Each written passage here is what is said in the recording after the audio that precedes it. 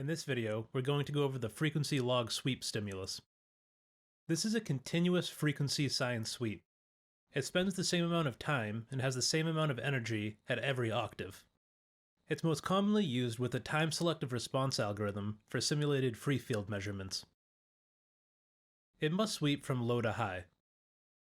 Here we're in SoundCheck on our frequency step sweep stimulus. To change to frequency log sweep, we'll click the stimulus type dropdown.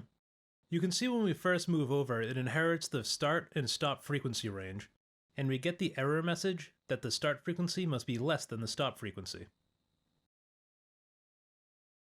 We can just switch these values around and sweep from 100 Hz to 10 kHz.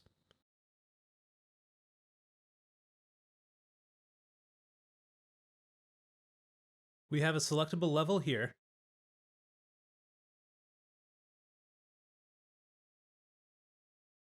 Under frequency progression, we have the sweep rate, which is measured in seconds per decade.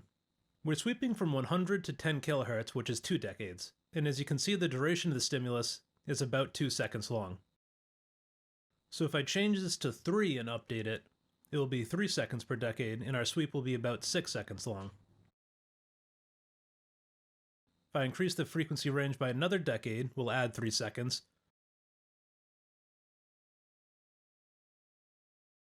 Or if I make it 1 decade, we can see it's 1 second.